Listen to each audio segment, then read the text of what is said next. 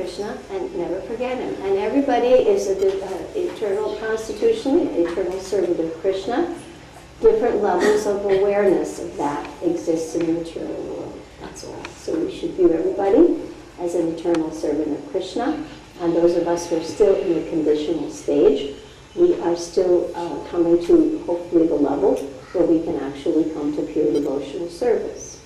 So we have here 2 tracks, and just a little bit of philosophical understanding of our overall aims. No matter what we do, we have 2 tracks. They're the parallel tracks.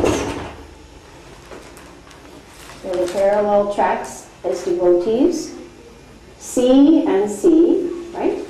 You have your constitutional duties as a soul. And that is always remember Krishna and never forget him. And remember, we only use triggers, right? We use memory links. We don't write things out. So please, on your little notebook, you've got your, I don't know if he has a little pad. He needs one of those little pads. Forgot to equip you. We do not use line books, and it's a completely different system. We use recall codes and pads, all right?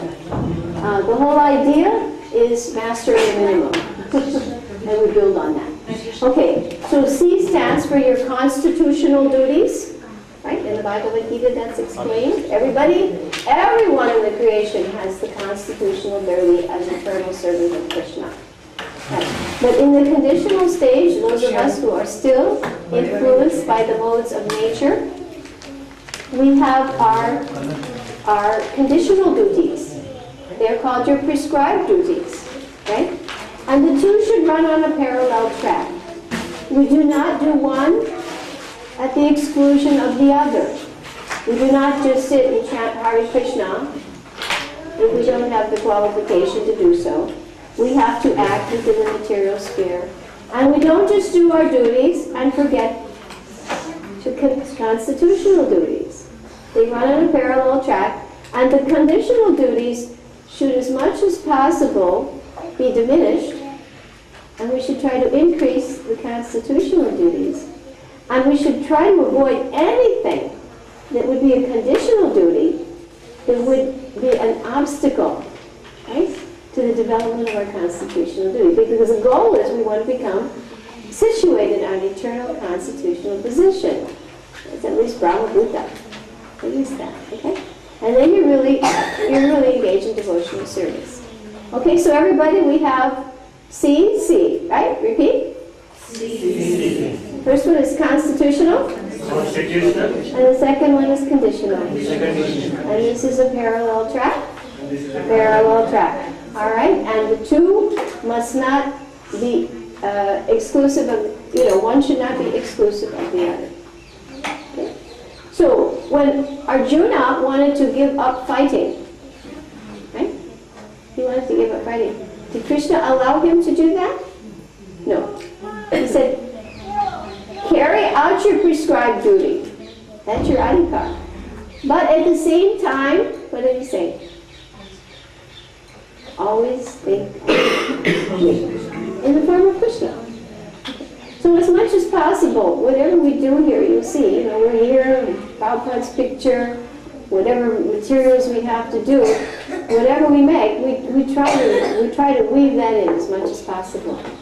Because that will bring all of us, no matter what our level of advancement, closer to the goal. Okay? Even the insects and the trees. Okay, is that helpful so far? Okay, so now we know the overall purpose of anything we do. And as teachers, most of you are teachers, that's your constitution, that's your conditional prescribed duty in this lifetime. Some of you are brahmacharis, some of you are brahmachari teachers, some of you are mothers, but now you want to step into the arena of 2 hats, mom and teacher. So whatever your prescribed duty, you want to do it for the pleasure of Krishna, and at the same time, right, you should do it nicely, as best to your ability, for the pleasure of Krishna, pleasure of Srila Prabhupada, and for purification. Those are the 3 ornaments of purity. Guru, Krishna, and for our purification. If we do it for any motive, it will not bring us the desired result. You'll come back. Everything should be for purification. and ultimately to get to the goal of your constitutional position. All right? So that's our backdrop. We didn't go over that general aim the other day. We got a little sidetracked with introductions. Helpful? Okay. Now, if we can ask people to turn off their phones, I've had to leave mine on because I forgot the clock. I usually have got a clock so I can keep track of time. There aren't any small little clocks around, are there? Probably not. There wouldn't be small little. Don't worry about it. We'll just keep reminding me. Maybe you'll have to. Maybe do it. Okay. All right. After our first meeting yesterday, I reflected a lot on how we should proceed, because that's the law of need. The law of need means I have to teach with your needs in mind. That's the fifth law. And also, the movie that you saw today, that's the fifth law, building the need. I think that the talking is becoming disturbing. I can't quite go through that. Yeah, you may want to give them some drawing assignments. I think that might be better. Because let's do that, because I feel like I'm competing with the sound level and that's not going to work. Okay, let us give everybody a drawing assignment. Do we have their coloring books? Yeah, everything is there. The papers are there. All right. Can we stop the movie then, and let's give the children something that will keep them quiet, because it is distracting, and it's going to come up on the recording too. Okay, for all of you children who are here, you have we bought some coloring books. One is on Govinda, one is on Radhakund, and one is on Govardhan. All right? And we bought pads of paper. Did the parents get the pads? Yes. Okay. Can you give, the children are not to color in these books. These will be for the Betty Edwards course. Okay? There are ways we do drawings that we turn pictures upside down. They're not to color in these books or draw in the books. You can choose a picture, and as many as you want. You can take part of it, an aspect of it, or the whole thing, and I want to see what your drawing level is now. Okay? And use the picture as your guide. Is that all right? Each child we have 9 coloring books? We have 9 coloring books. There are 8 children. And there are 8 children, perfect. You need paper? Can you equip your child now? Okay, do that. Take a moment. Come to your mothers. Get your paper. Get your coloring book. And this is part of the Betty Edwards program, actually. It's a pre-assessment. What is the drawing, visual, it's almost like an IQ test. What is the present drawing IQ of the child? You're allowed to look at references. You can take part of the picture. You're not to color or draw in the book, because you'll see later we do exercises for left-right shift, and we turn pictures upside down. We don't want to do anything that interferes with the awareness.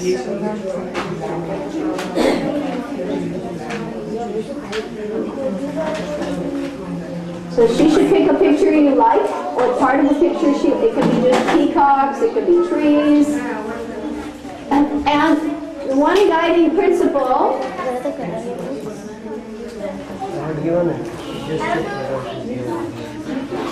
Which color is it?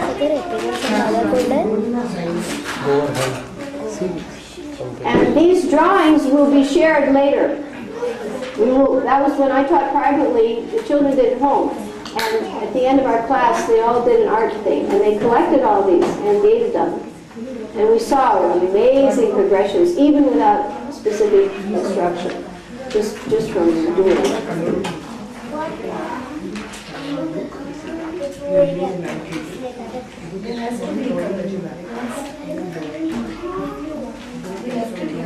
You can use colored pencils. You should probably avoid magic markers. I'm a little nervous about the walls. I do not want to see any marks on the wall.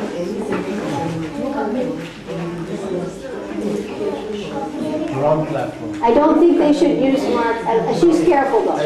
She's careful. And would you make sure none of the other children even are near a wall? Get them near the windows.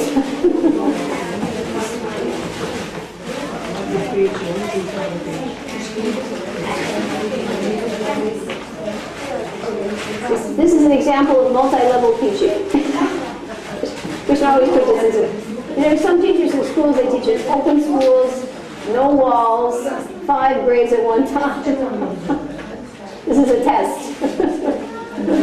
Test of adaptability. Oh, you're moving it up front. Okay. Very good. Pick something you like to draw, right? Outside there will be monkeys. Yeah, and also we cannot protect them.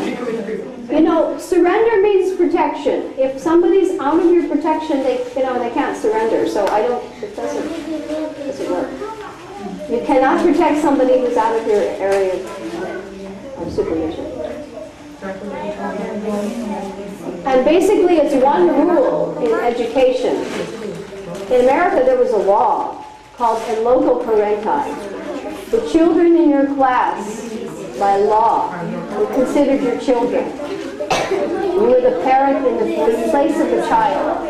And you were legally responsible for everything that happened to that kid in that class. Or you were in court. You were in court. America is a heavy country, believe me. We don't mess around there. Okay?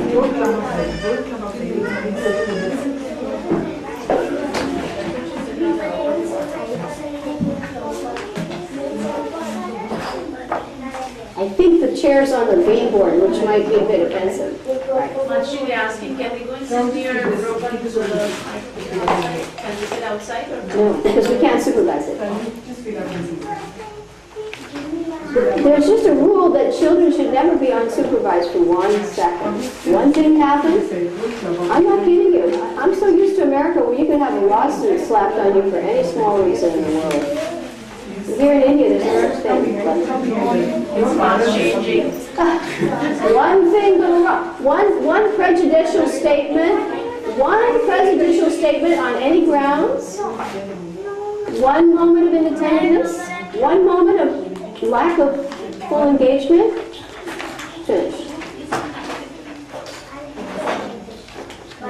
Okay. Now, children. When you get your paper, there will be 2 directions. You can even make it like a landscape or like a portrait. But do one thing for me. Are you all listening? Artists?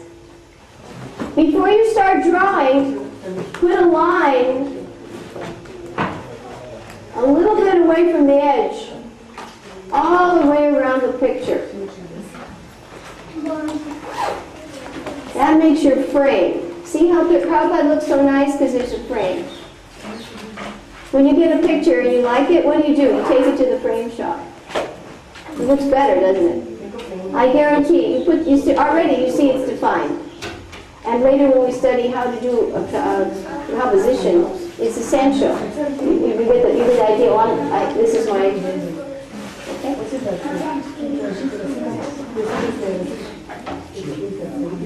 So please border your piece and make a little frame. Okay?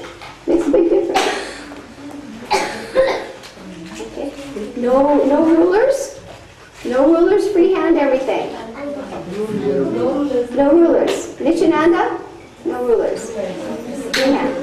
And no tracing. No tracing, No tracing and no rulers. No tracing. No, we're trying to assess your drawing IQ right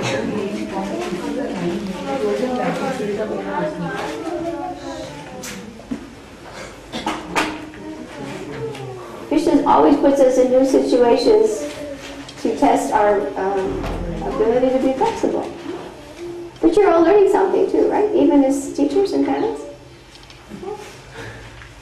Every situation is a learning situation. It may not be the learning one, no. You'll be lucky if it is. Okay. Okay, students, all got your guidelines? You're drawing. You're going to put a border around it because it defines your composition. Okay? And on top of that, you're not to trace, nor are you to use a ruler. Everything should be by the hand. And when we take a break, we'll let the children come and display their work. Show them. I see that. One thing about teaching art, I taught art in America. We didn't really have discipline problems in art because the senses are so engaged. And art is a non-verbal activity. When we study Betty Edwards, you'll see that if you talk when you draw, you can't draw. So if you want quiet kids, give them drawing. Impossible. To try to draw and talk. You'll see when we study Betty Edwards, this is all scientific. Everything I'm telling you, to be able to draw, you cannot talk. And the minute you talk, you switch to the left side. If you want to draw, you have to be on the right side. Okay. If they feel they are unable to draw the picture, can they draw something else that they want? They can draw something else that they want. It's there for inspiration. They are free to draw whatever they like.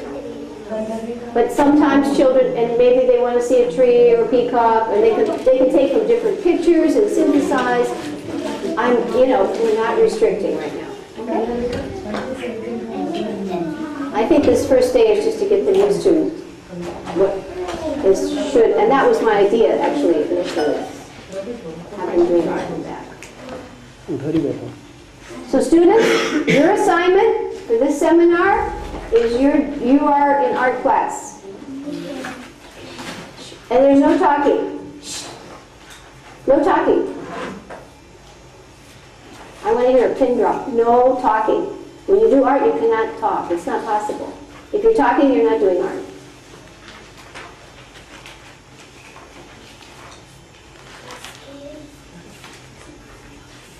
Getting better.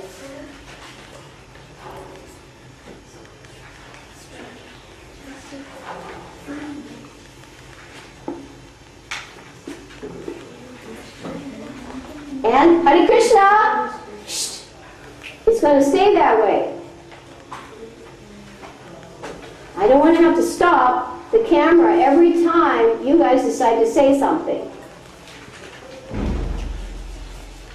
Is that clear? Yes? Raghuva? Very good. We'll see who makes it through the end. Just like the jelly beans in a jar.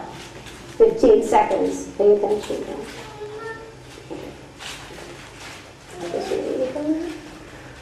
So after yesterday's first session, I rethought the whole thing, and I realized because of your needs and also the nature of the children and our circumstances, half of the time has to go to philosophy, half of the time has to go to Spalding on the same day. Now, our spiritual life is like that. In the morning, you get Bhagavatam, right? Philosophy. If you don't have philosophy, you will not endure. You'll give it up. Right? Everything's austere, is it not? And then the whole day is practical service. Because practical service means I put into practice my, remember the other day? We added one more, I forgot.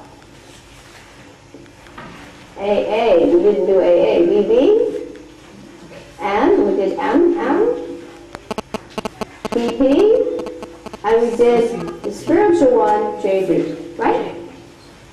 We talked about these. We added, I forgot to add, your attitude should be reflected in your actions. Your, what's this one? Beliefs will be reflected in your maxims will be reflected in your maximizers. Your are reflected in your practices, and Gyan is reflected in Vigyan. Right. That's our philosophy. We have philosophy, but until it's realized, it's still theoretical. So that's the same for all of us. In the first session, we covered the philosophy. Even Spalding, her whole program, the core of it is philosophy. And what does Prabhupada say in the 3rd chapter of the Bhagavad Gita? Philosophy and religion are interdependent. Religion without philosophy is sentiment. Sentiment. And you see that's how. Why do people leave? Sentimental. Why in India do they not really follow so much? It's sentimental. They don't have enough knowledge.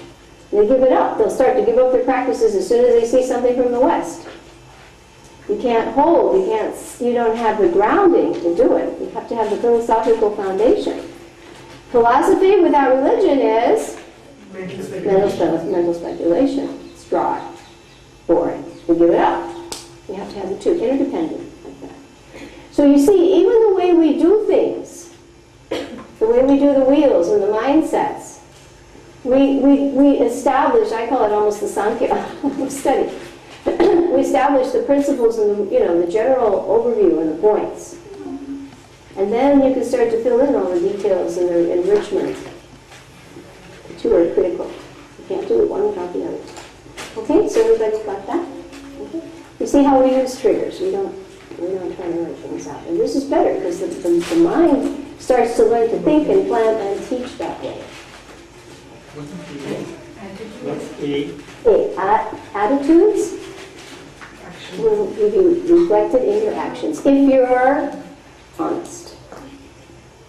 If the nature is duplicious, there will be discrepancy. That we don't want. That's the biggest obstacle to bhakti. Okay. So where we go?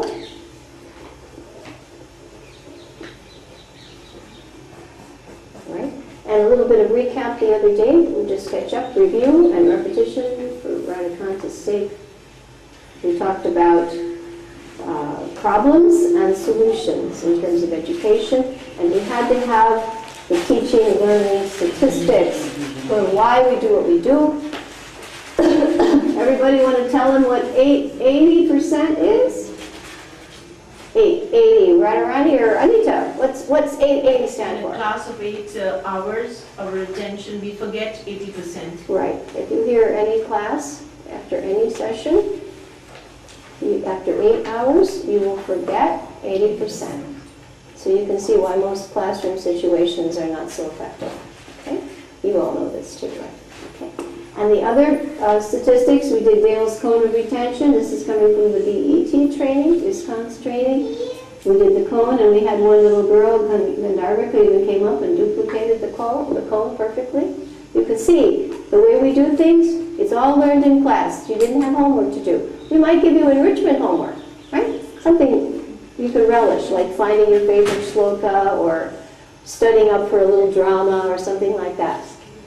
So the percentages, everybody, what's the first one? 30. And then we jump to 50, 70, and 90. Okay? And we'll go around the room now, and what's 10%? What happens? Read. Oh, no one-word answers. You may have one-word codes, but we want full sentences. That's another thing I found in the Gurukula. Everybody wants to say as little as possible. Read. You don't want to articulate that way. Make them speak in sentences. All right? Speak in a sentence, please. Remember this 10% of what we read. Yes. Imagine. Give a kid a reading assignment and he comes and fails. Is it his fault? No, this is the average adult. Normal. Not ESL, not slow learner, not somebody from a country where they don't have schools. Average adult remembers 10% of what he reads. That's not very high. It means you better teach differently. Okay? And let's go to you, Raji. We just hear 20% of. We just remember 20% of what we hear. 20% of what we hear. Is that enough to pass the test? No, not enough. You see why schools don't do too well. They need to know these facts, because these facts are meant to change your behavior. Unless you have this philosophical understanding, you will not bother to change. You say, okay, it's what everybody else does. That's what they're doing in the school. It doesn't work. The model is dead. It may have worked when everybody was a Shrutidar, but nobody's a Shrutidar anymore. The model is dead. Okay? 30%. We remember only 30% of what we see. Right, visual impression. Visual impressions are strong. Pictures worth 1,000 words. No talking, just a picture. You look at Prabhupada there, you look away, you can image it. Look at Prabhupada, everybody. Close your eyes. Can you see it? Yes. Image. We use imaging a lot. And yesterday, when you saw the wheels, can you still see them? You can still see them. You told me you saw that picture of the peacock the other, right? You can see it. Imaging is very powerful. You close your eyes and you've got the picture in your mind. 50% and Mamji, what's 50%? We remember 50% of what we see and hear. Exactly. See and hear. Now we're becoming multisensory. We use more than one perception. That strengthens our retention, doesn't it? So that means we should start teaching with more senses involved. Okay? Next. 70%. Mamji. We remember 70% of what we see, hear, say, and write. Right, now we're at the four senses. We remember 70% of what we see, hear, say, and write. We have the tactile sense. And writing is very powerful. This is the Spalding principle. Shh, Krishna. And 90%, what happens? Gandharvika, she's the proof. Gandharvika, what happens at 90%? Yes, I see, hear, say, write, and do. And she came up here, and on her magic sleeve, she did a class. And Anita's going to enroll her next week. And I'll put her on the staff. She's good. But you can see, these principles work for everyone. This book is How to Teach Almost Anything to Practically Anyone. It's not restricted to just, Okay. So this is the problem, and over here, the solution, what do?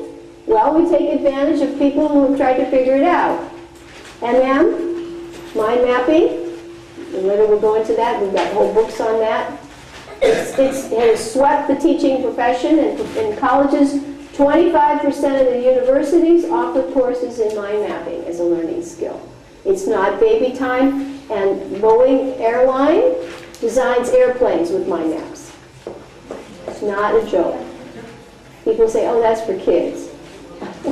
No. The minute people tell you that, just say, forget them. Okay, mind mapping. And then we have to learn some statistics about the brain. Yesterday we gave you apples, right? Did I cut it in half before I gave it to you and throw half away? Did I do that? Did I give you an apple but say, oh, let me cut it in half and throw half away first? Did I do that? I gave you the whole apple. But you know what? In education, we do that. Yes, you have two sides, left and right. And the whole emphasis is on the left, almost to the exclusion of the right. And guess what, folks? The right side is not just for the artist. The geniuses are over here. The creative people, the Einsteins, the Da Vinci's, the Rembrandts. And they're left-handed. You see a person that's left-handed. You know, they usually say, oh, left-handed, it's retrained. That person's very intelligent. They're super brains. And we emphasize life skills. Yeah, like I get up in the morning, I put my shoes on, after my socks, just common sense. Sometimes people are too much one or the other. Extreme. And that can be a problem. Some people have to put, some geniuses have to put a wristwatch on one hand to know the left from the right. Either one. But the thing is, if you're smart, you'll learn how to integrate, just like, we said, philosophy and religion. A good teacher will learn the attributes of both sides. Don't throw half the apple away. And usually when there's a budget cut, the first thing that goes, and the silliest, the most unimportant person in school, the statistics on art, and my book, Monarch System of Art, you learn something 8 times faster, and remember it 8 times longer if you draw it. And you have to know these facts, because if you don't, you'll fall into the pit of the modern thinking, prevalent. 8 times faster, remember it 8 times longer. Who wouldn't want that? Right? So you're going to learn a lot about the brain, and you're also going to learn that, I didn't go over this yesterday, this is very important, especially in this culture. You have 3 brains. Now please listen carefully. You don't have one. You have three. And they are in a line. I'll put a symbol here. C, L, and R. C, L, R. Did you know, who thought he had three brains? You know your two sides. You know you have two sides, you have three brains. Okay. R is reptilian. It's the lowest part. It's your survival brain. Fight or flight. F or F. If somebody walks in this room now and threatens us physically, we will get scared. We will be able to conduct a class. No, we're either going to put up a fight or get out of here. If you're in a situation where there is physical violence, suggested or actually imposed, will learning take place? Not possible. Not possible. Learning is arrested at this point. Higher learning. You may learn how to get out of a situation, but that's about all. You will not be able to develop higher order thinking. Not possible. So in schools where physical violence is either threat suggested or actually imposed, do you think that those children will be able to be higher order thinkers? Not possible. Not possible.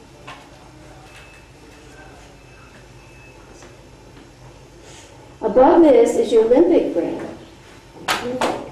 It's for emotions. Now this could be a more subtle form of violence. More subtle. Where people just by psychological abuse put people down. Right? Say things to put people down, offend, hurt. Right? Say something negative. You saw at the beginning of the movie. My teacher said I was too stupid to learn. He should go out with the trash. That movie said so much. She put him in the dustbin. Now, if you don't call that psychological abuse, and you saw how he responded to Mr. Clark. Mr. Clark, you are a new teacher? Ray of hope. Stay away. If they've done percentages, most teachers say 6 negative things for every positive thing. That kid's going to love school, right? Hate it. He's going to hate learning, he's going to hate schooling, and hate the teacher too. Will he be a higher order thinker?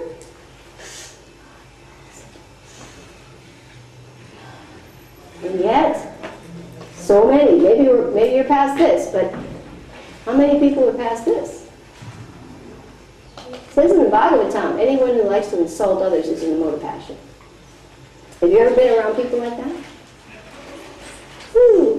Haven't we? Stay away from that.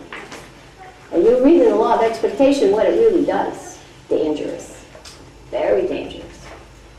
Stay around positive, sunshine people if you want to get to C. Sound like good advice? How many are happy to know this? You have my blessings. Higher order thinkers, cortical thinker up here, people who actually know how to analyze, synthesize, evaluate, they are free of this kind of an imposition. So for those of you who teach, and those of you who hire teachers and train teachers, I'm very good to credit. I have books to document this. I'm not making it up. Okay? And then the final thing, we did the 4 R's, R-E, R-E, R-E, R, how to overcome these very difficult statistics. I added a 5th one. First one is, let's get some more classroom participation. Repetition. Notice how we repeat. And Mataji, what's the next one? Recall codes. Okay, that's one. And review. Yes, very important. Repetition, review. This is coming from Guru Shan's already teaching. And the other one? Relevance. It has to be. We're here for a reason together, right? We want to learn how to teach. You want to learn how to teach your children. We're all here. Common purpose. We're not here planning the book distribution program for the Sankirtan Christmas Marathon. You know, it's relevant to our concern. Okay, and the other one I add is reflection. The more you think about something, you put your own energy, your own appreciation into something, the more you invest in it, the easier it is to remember it. Oh, hey, good. That's wonderful. Now everybody has a copy of the 7 Laws of the Learner. This book will be your Bible. It'll be your Bible. And we have, oh, guess what? We brought these too. Oh, I should have brought one. Okay. For those of you who did not get, this is your affirmation book. It is not just for this course.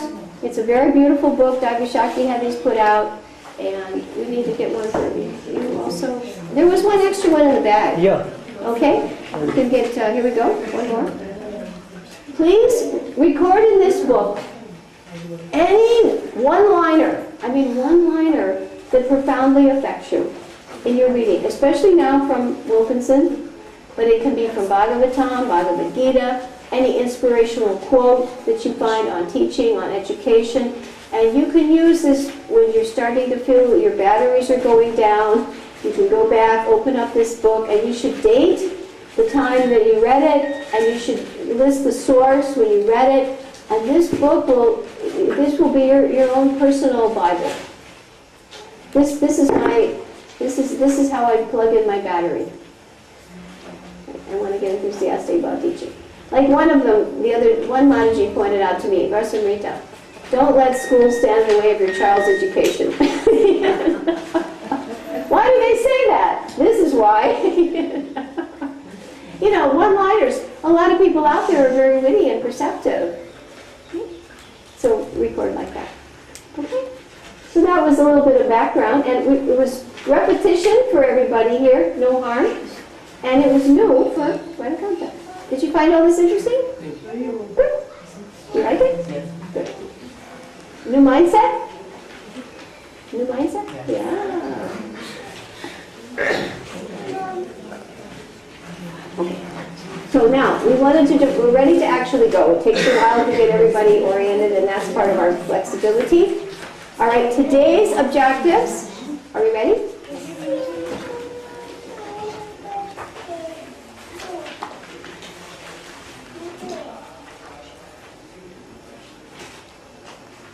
I had a rule when I taught. When they start talking, I stop talking.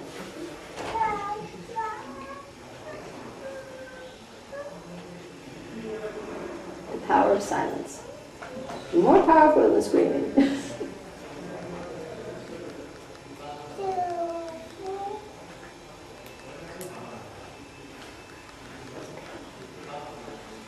Very good. And this works on your own child too. The system of teaching, and you'll see there's a video in the Gurukula called Born to Learn. Same thing.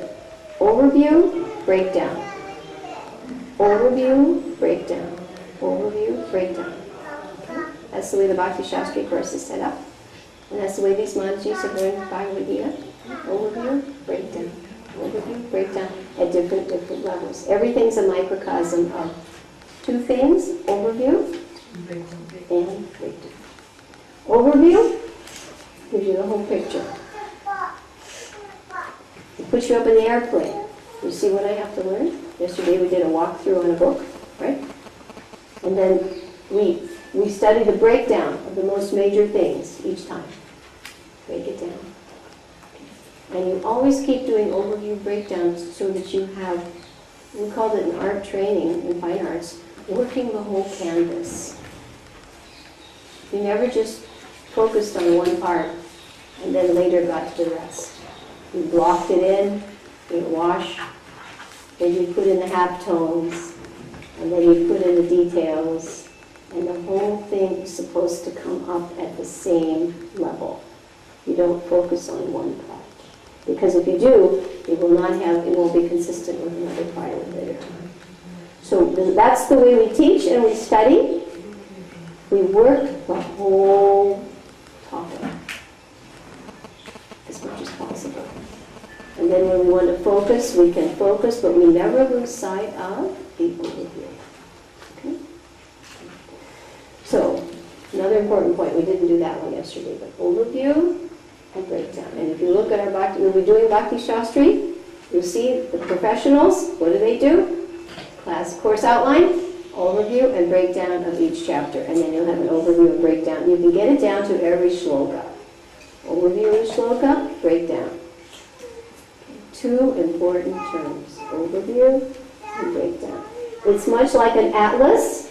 You ever have an atlas? First you see all the continents, right? And then they'll show you each one, Africa, North America, and then they'll show you the countries, right? And then you'll see the provinces, and before you know it, they've got your house on that street. But they didn't start with your house on that street. It's a good way to teach because it orients people. Where am I in relationship to the whole picture? Never lose sight of the forest for the trees. You'll get lost. You go into a forest, you have to have a compass or a guide, a rope. And if you walk into a forest without either, you won't come out. And if you do, you won't know what you did. Okay?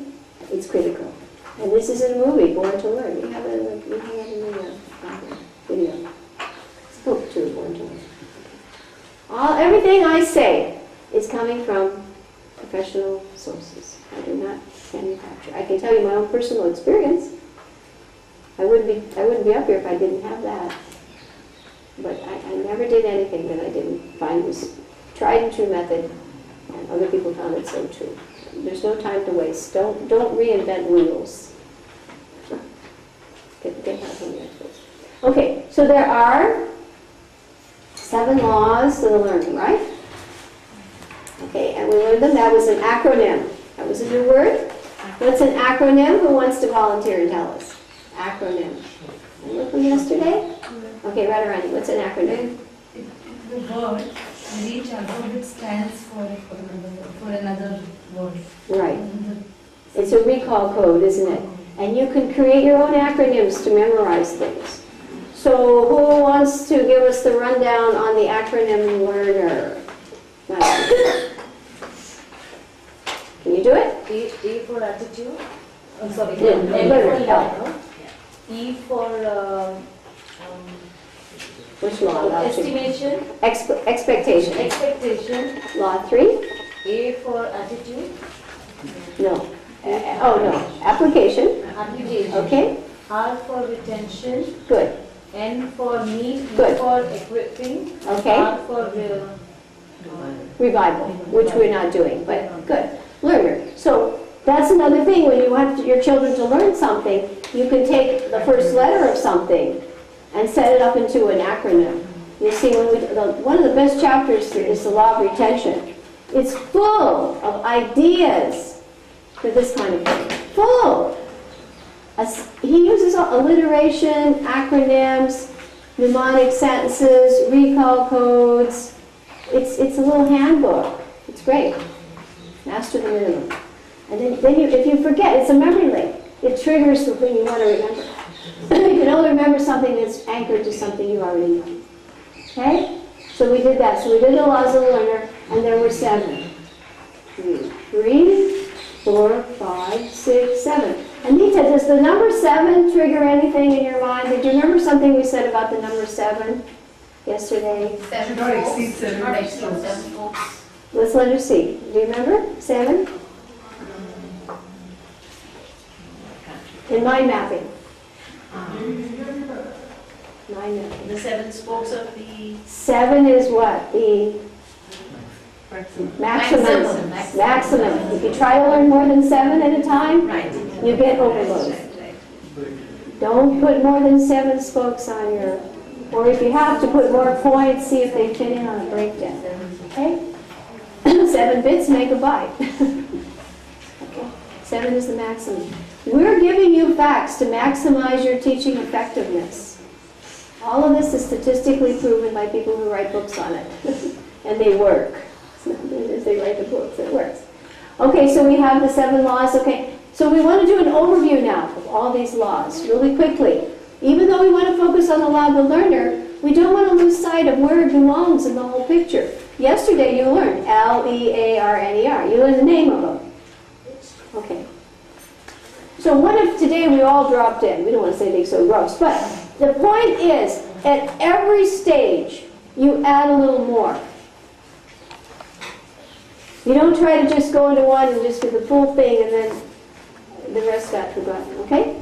So today we're going to add a little more to each one. So this is L, E, A, R, N, E, R. Okay? And you know what this means now, right?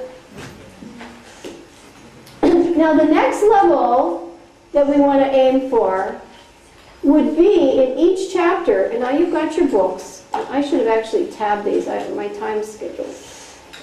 Can you find, in the Law of the Learner, we'll give everybody assignments so it speeds up. All right, Manji, would you find the maxim, the little box, this is the essence of the Law of the Learner. All right? And, all right, yeah, they did the books. All right, and Rasamrita, would you find the page number, and we'll put the page number so we've got the reference, for the essence. There's a little box. What in 3 words is the law of expectation?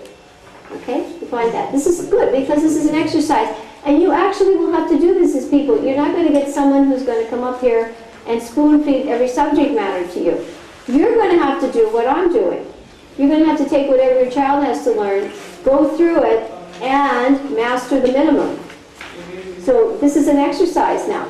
She's looking for Law 1, right?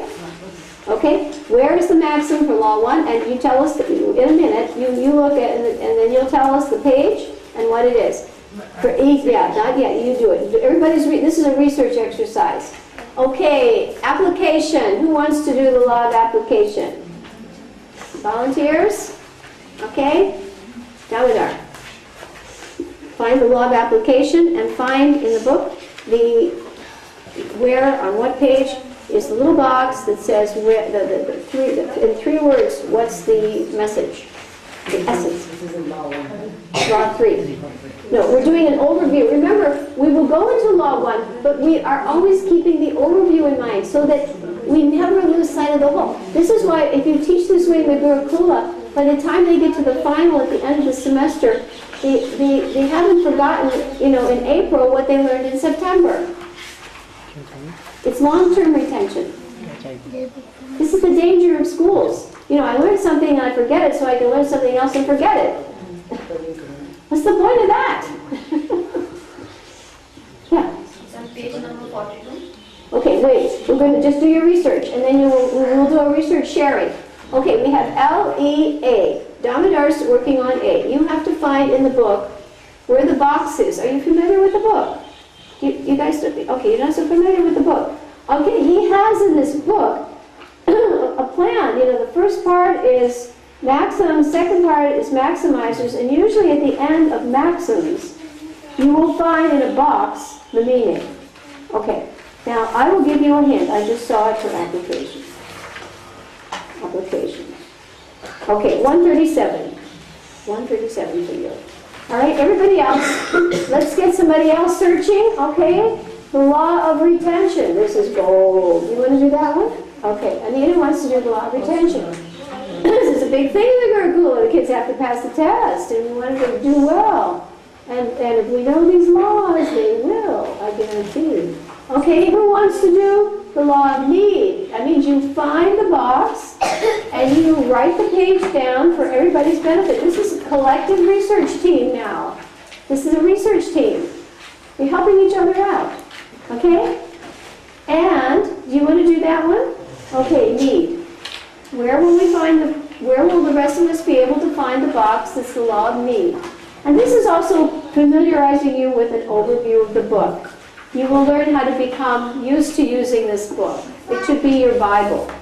You should keep it out when you're planning and teaching and get yourself refreshed. Okay? I swear this book changed my life as a teacher more than any single book. Irmela was right. Irmela studied under me. She's no fool. She was the one that turned me out of this book. Okay? Who wants to do the law of equipping? Who is here? Radhaji, Raj Gopi, did we give you one? Do you have one?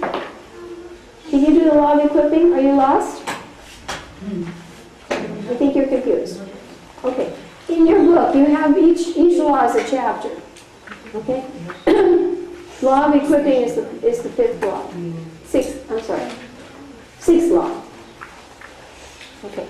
So look for that one. It's a little harder because these are sort of laid out in a flat sentence rather than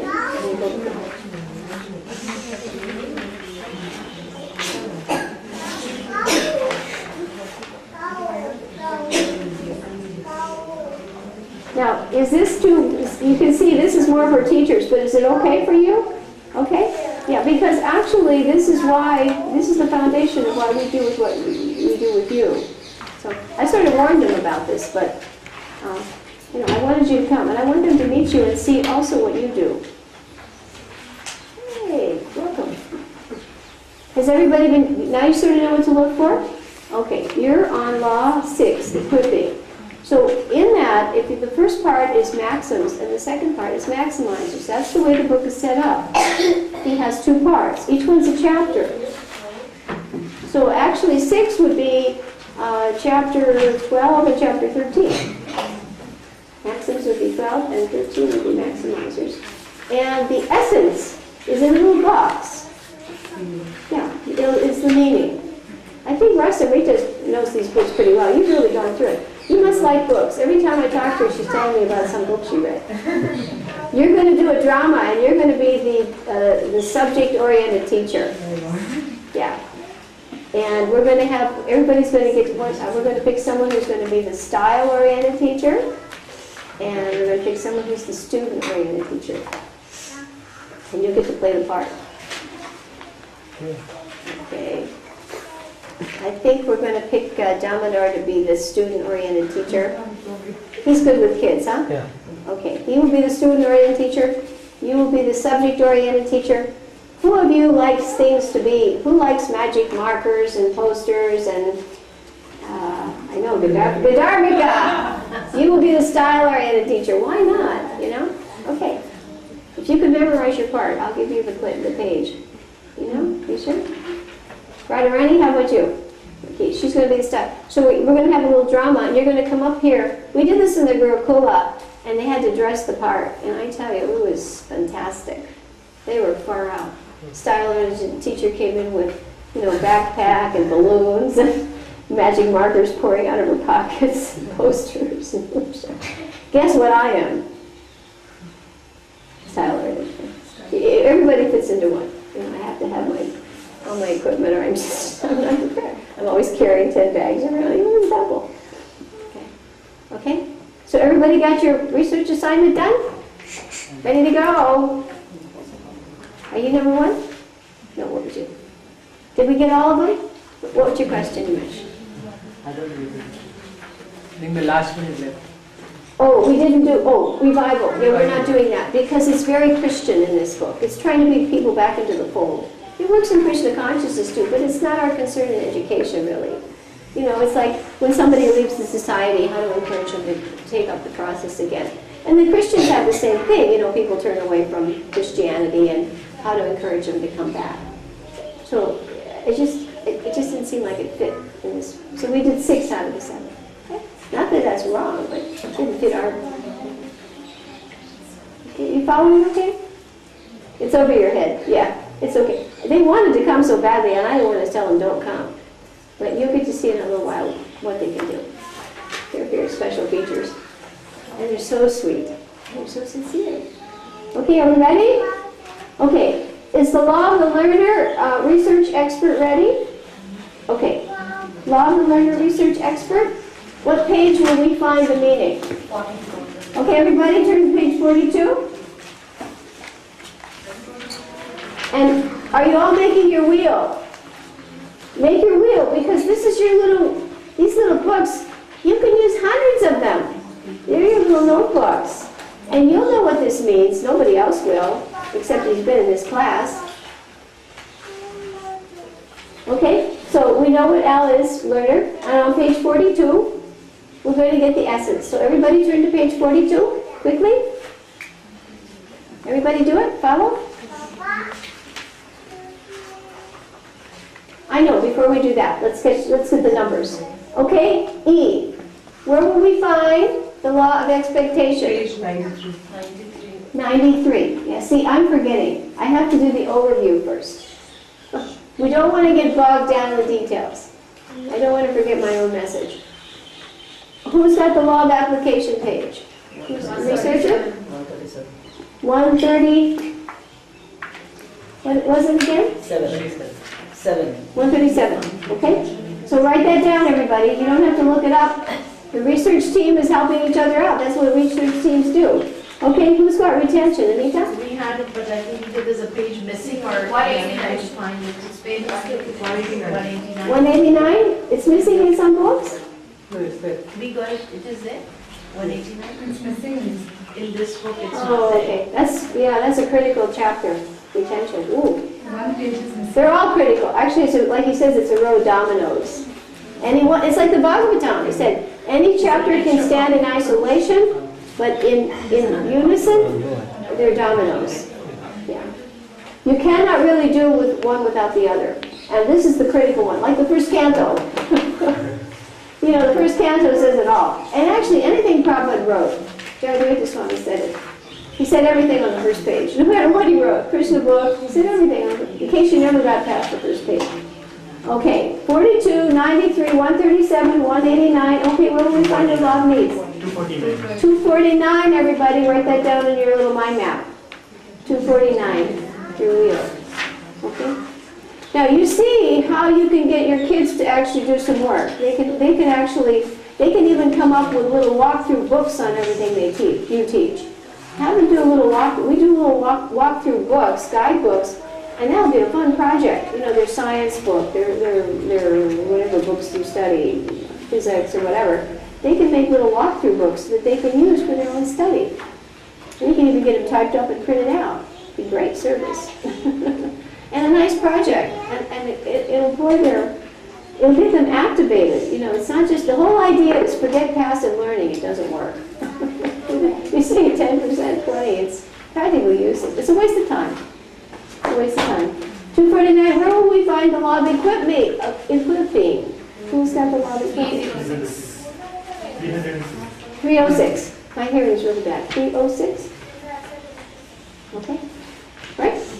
Okay, so do you see what we just did? We established the skeleton that we knew, and then we've added something. All right? Now we're going to go a little deeper, because today we want to get oriented on the most important things we really want to know. This is critical. Anybody who's writing a book or writing a paper, this is how he does it. The first thing in the topic sentence is the most important thing you need to know. Everything else is a detail that enhances it. Okay, Law of the Learner, page 42. Mataji, would you please tell us what is the essence? Cause to learn. Cause to learn. Very good. Can you all turn to that page? Turn to the box. She's done it? Turn to page 42 quickly. Learn to reference this book so you're not unfamiliar with it. This book is going to be your Bible. Cause to learn. Okay, Mataji, read what else he says about it. The teacher should accept the responsibility of causing the students to learn. Again. The teacher should accept the responsibility of causing the students to learn. A third time. Vedic. The teacher should accept the responsibility of causing the students to learn. Everybody agree? Yes. Yes. Most people don't. The teacher should accept the responsibility of causing the student to learn. If you do that, the first law, you're on your way to being a master teacher, because that's what a master teacher does. He does not put it on the student's head. He does not blame the student if it didn't work. He takes full responsibility for the results. Okay? Very good. The teacher is caused to learn. Cause to learn. Simple. And you can even write code CTL. Cause to learn. You should memorize that. Cause to learn. Simple. The whole idea is you boil it down to the irreducible minimum and you master it. And that's your trigger. And now you've got the philosophy. You know what we're talking about. Anybody else say cause to learn? What are you talking about? We know what it means. It means a lot. Okay. Who did 93? Okay. Expect the best. Expect the best. Very good. Read the whole thing. Everybody first turn to page 93 to keep up with this research person here. See, now this is what you do with classes. You actively engage them. And your children too. They can help come out. They can come up with a study guide to the book they're supposed to learn. And they will. They could turn around and probably market it. You saw that boy in the video? Nimai? Yeah. He's 11. What's he doing? He's writing a book. 100 pages done on his first novel. And he's conferring with a Harvard professor. Don't underestimate the power of your kids. You just have to, those parents are sharp. And they don't force Nimai. I know them very well. Encouraging, but they don't force them. And I told you, when he first came to me, Nimai first came to me, he was reading A Fat Cat Sat on a Mat. And in 2 weeks, what was he reading? In 2 weeks, what was Nimai reading? Bhagavatam. Nimai, it's on a video. They came to the end of the session. They came to me for Spalding. I spent 1 week with them. And then they went to, where did they go to? Manipur. Manipur. Assam. Assam. And I taught the mom, and I taught Nimai for 1 week. You don't need to have a teacher for Spalding that long. And she kept an assistant, called me on the phone, asked a few questions, and the father was skeptical. He went from The Fat Cat Sat on a Mat to Srimad Bhagavatam in 2 weeks. And it's on video, if you don't believe it. Right? All right. So read to us now. The teacher should influence students' learning and behavior by adjusting expectations. Say it again, 2 The times. teacher should influence students' learning and behavior by adjusting expectations. Okay, 3rd time. The teacher should influence students' learning and behavior by adjusting expectations. Very good. And the motto was expect the best. So that's why I told you when the children are going through the halls, taking prasadam, what will we get? What kind of behavior will we get? What we expect. If we don't expect them to behave, will they? No. Not possible. You expect the best, and that's what you will get. And you'll see it on a more subtle level. Oh, the stories in this book are mind-blowing. This is my favorite chapter. Especially the one about section 2. You read section 2, and you will never think anything negative about any kid in your life. Section 2, you read that story. You will never about anyone. Okay. Who's doing research on the law of application? Apply for life change. Apply for life change. Read it now 3 times, real loud. The teacher should always teach for the purpose of life change. The teacher should always teach for the purpose of life change. The teacher should always teach for the purpose of life change. Notice he didn't say to cover the material. Right? Which is what most people do. We teach to cover the material. Have I done that? Are we here to cover the material today? We're here to change your whole perspective. Okay, and what do we, say it again, your 3 words? Apply for life change. Apply for life change, AFL. So now you're getting a feeling of what these principles are. They're revolutionary principles. Not really, but only because the general mindset is not in accordance with this. But master teachers actually live by this. And if you want to, I guarantee you could take any one of these laws, any one of the maxims, any one of the maximizers, and you could read Prabhupada's, all of his conversations, all of the Lilamrita, and you will find that he fits every one of them. What better example do we have?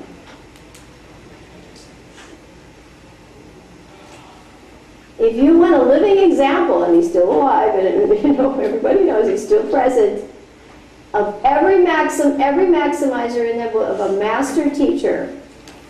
Doesn't have to be just Ron Clark. Okay?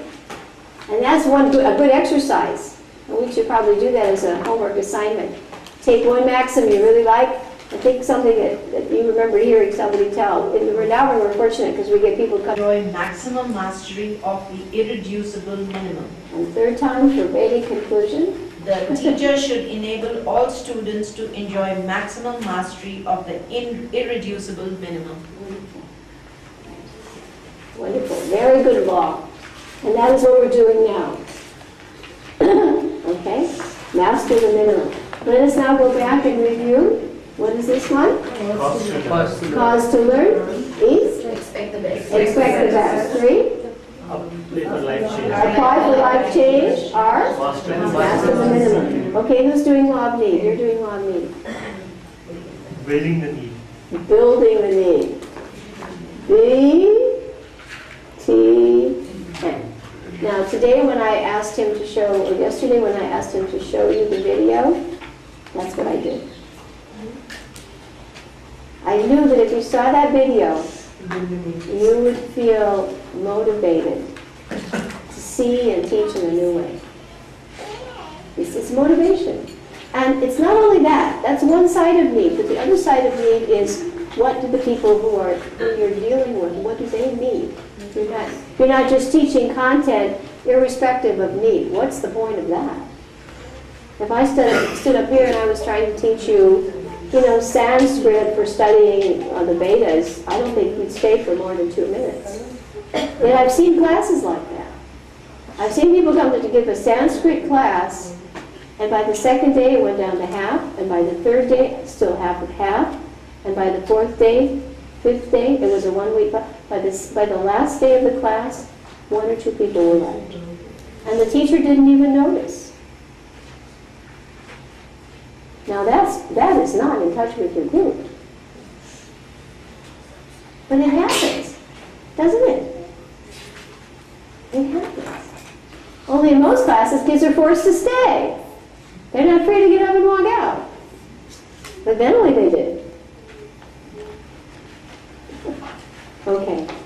Build the need. Would you like to read the whole thing? The teacher should build the need before teaching the content. Again. The teacher should build the need before teaching the content. Again. The teacher should build the need before teaching the content. Right, that's why you watched the movie this morning. And yesterday, some people was, I get up to you say, Juanji, we have that book, Fuji, we have that book, and we can do it at home, and can't we just get right into Spalding? I had to give you the facts so that you felt foundationally motivated to be a different personality. Now you all are. Every one of you. Are you not different today from what you were even 2 days ago? You're not the same people. You're not. Okay? All right? Build the need. And the last one, equipping, and I forgot who was doing that. Okay, Bachkopi, I think, right? Equip for service. Equip for service. Brilliant. Equip for EFS, service. And would you read it 3 times for us, loudly? The teacher should train the students for a life of service and edification. Wonderful. The teacher should train students for a life of service and edification. The teacher should train the students for a life of service and edification. Right, not for selfish aggrandizement. Service and edification. In other words, not only do I'm committed to serve, but I'm committed to edify, to enlighten others. This is a missionary spirit. I remember when Urmila told me about this chapter, she said, this chapter is the disciplic succession. Right? And she also said to me, she said, if our speakers in our society knew the law of need, lectures would be very different. Often the material is covered, but who's sitting out there and learning, These 2 laws, law of need, and this is the disciplic succession. I learned something, and I meant to serve and edify others. Equip them for a lifetime of service and edification. It's our whole process. He runs a ministry. It's big time. It's not small time. Remember, 1,000 lectures every year, 22 languages in 30 countries. That's not small time. And sometime we'll watch, we have videos of it. Yeah. We can watch the videos too. You can watch it. You can show that on occasion. You want to watch the whole thing. But just see Bruce Wilkinson and see, he's Christian, and we don't obviously coincide with a lot of understandings, but he's got his pulpit. His pulpit. Okay? We got the overview now? Very good. I think now that we've done that, we're ready for a little break. And I'd like to have an art show really quickly. Dindarvika, would you please come forward and see what you've been doing? Can you bring your drawing up here?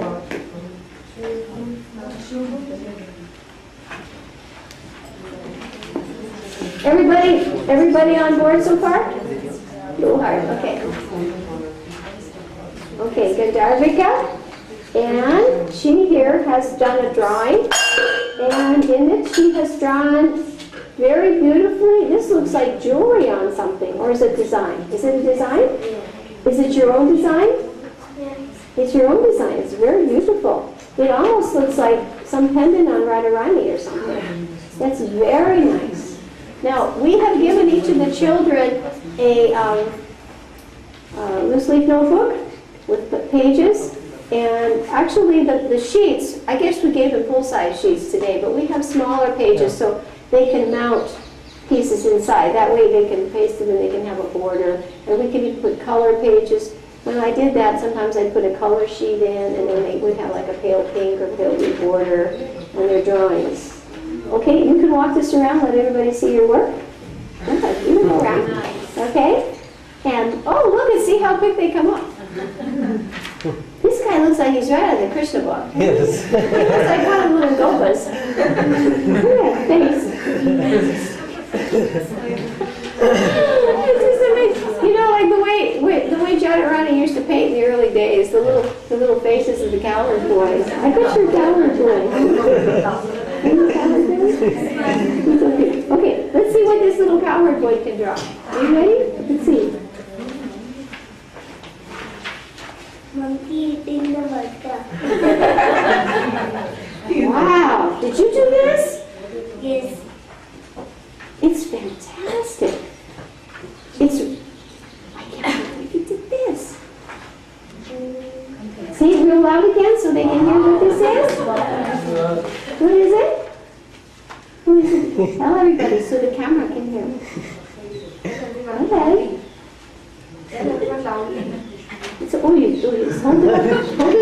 Hold it up like this so they can see. Here, hold it on both sides. Hold your picture up. Don't be shy. Hold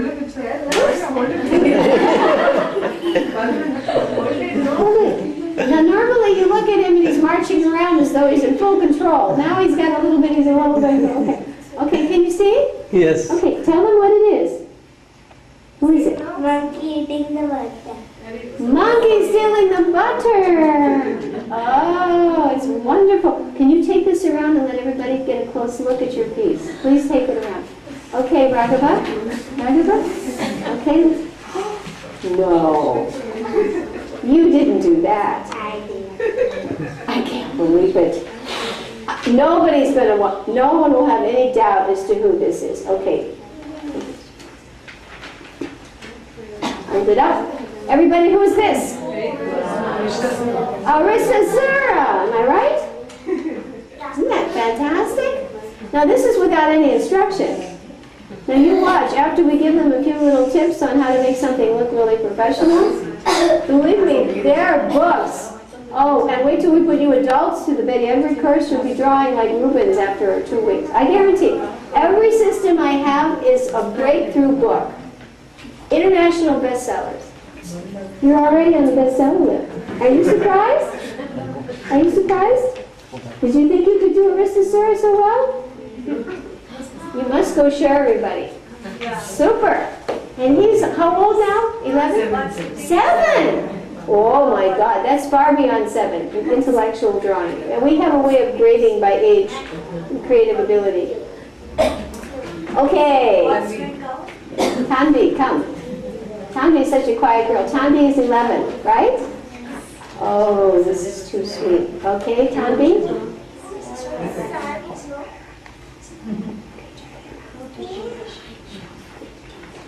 Okay, Tanvi has just drawn, guess who?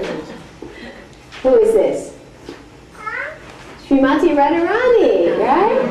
Is she your Ishtadev? Is she your favorite deity? Yeah, I can imagine. Isn't she beautiful? Look at her. She's got a lotus flower, and look at that smile. This is quite characteristic of this age group. When we study drawing with children, you'll see how at a certain stage they show. Please go around so everybody can see your work. Isn't it beautiful? All right, who else has a piece to share? Ready? They love to share, honestly, they love to share their work. And did you notice how it kept them well behaved? Oh, no, you didn't do this. Did you trace this?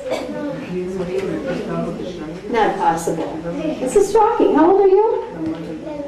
He's 11. You're not going to believe it. I'm not exaggerating. Okay, hold this up. Wow, so beautiful. It's beautiful. Now, who is this? Krishna playing in the water. Krishna playing in the water. And this is water pastimes. And if you take a look at the features on his face, you would not believe this boy at this age could do it. Very beautiful. You want to tell everybody your name to the camera? Balgovind. Balgovind, come on, show me your name. Let's see. Now, believe me, as we do this every day, and I start giving tips, there are books. I had 4-year-olds at the end, 3-year-olds that were doing things that people couldn't believe. It's just a matter of practice. Oh, here she is. Oh my God. This kid's got an outgoing personality. When you see this, there's nothing that she holds back. Is that true? It's true? Okay, hold it up. Guess what it is? Oh, she's very bold and expressive, huh? And I bet you like design. You like design? It's beautiful. Did you come up with a pattern yourself? Is it your own creation? Very good. Look at that. You can tell a lot about character and personality, too. I think you're going to be a fabric designer. You can design. Please take your work and show it to everybody so they can see it close up. Okay? And Nityananda. They love to show their work. Honestly, they do. This was the best time when we taught at the end. They could, from the night before, they would do a painting. We gave them little boxes. And they would share them and they'd file them away and date it. They should put the date on this. What day I did this, and then they can see the progression. Oh my goodness. You didn't do this, did you? You did? I know, you can just see it's a whole new person. Now the kids are sort of running around, you know, they just melt like ice cream, huh?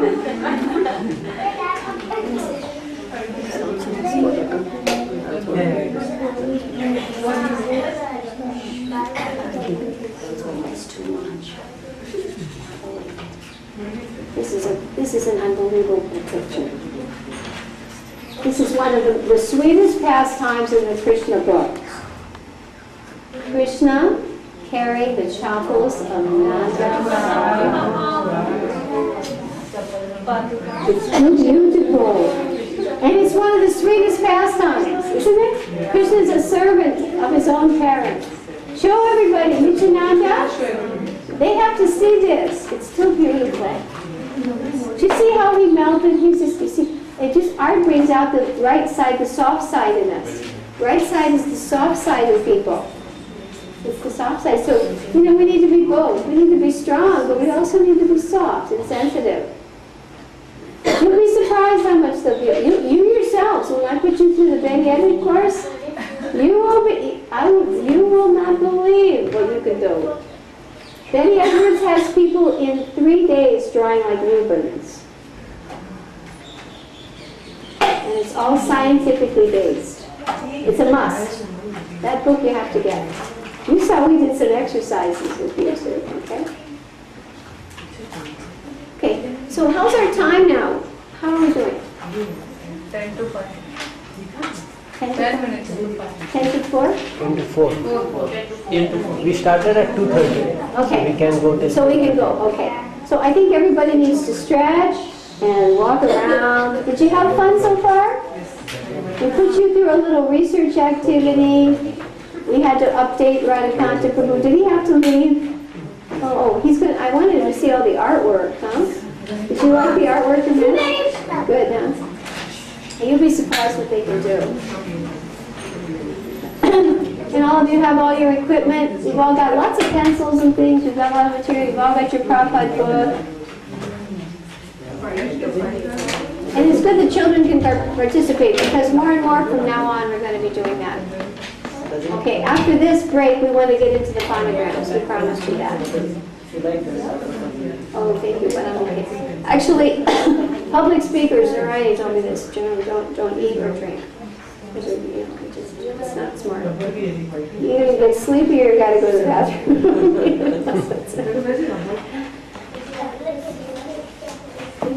You fast till the end, you know.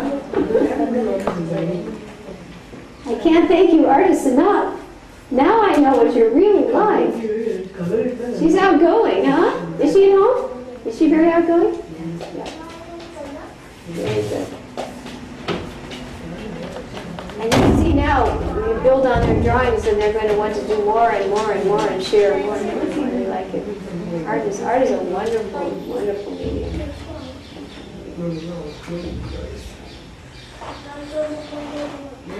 So Anita, are you benefiting? Amazing. Becoming hungrier and hungrier. Good. Good. How about you, Manaji? Are you enjoying this? Yes, I'm enjoying it. And I think he is too now. Once they get engaged, the whole thing is engagement. When I was in teacher training, we were in public schools in Cincinnati, a big city, and most of it was ghetto schools like Ron Park.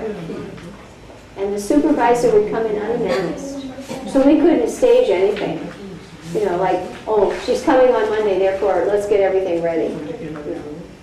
We never knew when they were coming, and they had a big checklist in front of them, like the one in this book. Remember I told you this book, because you should have this book. Checklist. And the first topic on the checklist, first item, they walked in unannounced, they scanned the room, and the topic was, is every student meaningfully engaged? So that meant our training in America was like radio disc jockeys. A radio disc jockey never stops talking. Not that we don't stop talking, but if they do, a person will miss the station, right? If there's no sound coming from a certain channel number, they'll switch past and then they don't advertise and then they don't make money. So a disc jockey has to keep, there's no dead space. So we were trained that, you know, when you're teaching, it's 24/7, full on. And at any time, anyone could walk in and look around and everybody had something to do. Meaningfully, not just color. And we were our teacher. And we were with programs in one school, there were 1,700 kids, AB schedule, 40 at a time. That was when I was a junior in college. You are going to speak about, give some examples about. Yeah, I mean, it was boot camp, folks. It was not, it was heavy training. And in America, so many people are so qualified that you're lucky to get a job, even after you go through all that. And then to keep it, too. Heavy. Really, and that was, it was intense. And I remember my college ed professor used to stand in front of the room like this. You gotta be enthusiastic! 30 inert bodies sitting in front of you, and you have to move them. And the law of inertia says it is very hard to move a stationary force. So we were just like, oh, you're okay. It was coaching. It was coaching. We were coached. It was not theory. Okay. And they came in. So So you see why we are the way we are. I never sat down. We never knew what it was to sit down. We never went to the bathroom. We never, all day long, we just went through the day. Yeah, that's the way it was. Okay. So I want you two ladies to come up here because we're on a break. Farm Karuna and sit, come on. Sit over here, come on. Yay! Come on. We're just a bit on the break because we want to start weaving this into our classes. A little bit of Shastric, applying this to Shastra. Because you want your kids to know the philosophy, right? And you want to do it the same way. Okay, Manjis, we're going to do some little signal dramas for you. We wanted to do some dramas with you, all of you, on what you can do. Those people who were given an assignment. You're the teacher, the student-oriented teacher. So you have to memorize that part. I'll help you find the section. And who was the style-oriented teacher? Radharani? Yes. Yeah, tonight you have to memorize a little part. And subject-oriented, you have to memorize your line, and you have to think of how to act out a way that it fits. I can tell you Gandharvika was, and she came in with 50 books like this, and she kept dropping them. And I never, and the other one, and who was a student-oriented? I think Raja Sevika was student-oriented one. And, oh, my kids, and they were perfect. They all fit, you know. And you see, everybody fits. You go back to school now. Who's style-oriented? Who's subject-oriented? Who's student-oriented? Everybody fits. Okay. Okay, are you girls ready? This is my gang. Come, my team. Are we ready? All right. Bhagavad Gita. Overview and breakdown of chapter 1. We use signals. Now we haven't done much of that here. But signals are fun, and the kids are going to learn. Are we ready? Sure. We're going to use signals. Signals are really unforgettable. Now, if I gave you the Bhakti Shastri Study Guide and I told you look at chapter 1 and look at the overview breakdown and memorize the 4 themes in the first chapter, it would probably take you a while and you'd probably think I can't do it and you wouldn't bother. Okay? But I guarantee now we're all going to learn them in maybe a minute. Does that sound fair? You haven't even had to take Bhakti Shastri. Okay, chapter 1 of the Bhagavad Gita, right, is observing the armies on the battlefield of Kurukshetra. Everybody go like this? And everybody say, observing the armies? Observing the armies. On the battlefield of Kurukshetra. On the battlefield of Kurukshetra. Okay, now this chapter has 4 subdivisions. Are you ready? 4 themes, okay? The first one, and everybody follow us.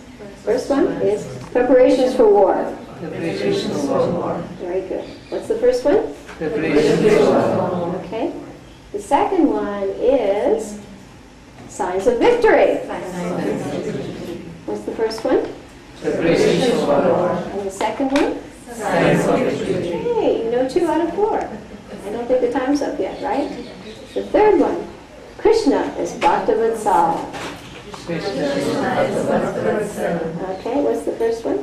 Preparations for war. And the second one? Signs of victory. And the third one? Krishna is Bhaktavatsala. And the fourth one is Arjuna's death. Okay, what's the first one? Preparations for war. Second one? Signs of victory. Third one? Krishna is Bhaktavatsala. Krishna Bhaktavatsala. The fourth one is Arjuna's death. Now we'll do the signs and no talking. Okay? There's one.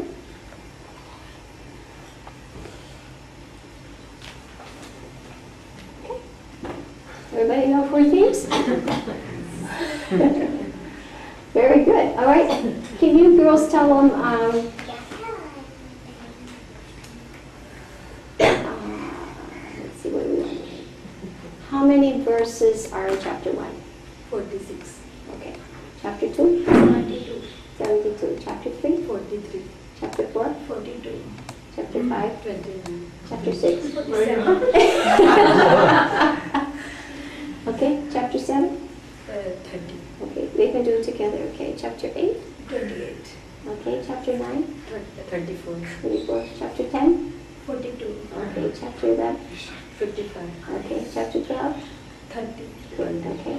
Very good. And yes, if we do this for everything, topics, themes, number analysis, breakdowns, right? Okay, what do we miss? Chapter 13, what are we thinking? 35. Okay, chapter 14? 27. Okay, chapter 15? 20. That's a small one. Chapter 16? 24. Okay, chapter 17? 28. And chapter 78. 78, very good. There we go. Thank you. This is what we want to be doing with you too. We'll be doing that here as part of our study. Chapter 6. 47.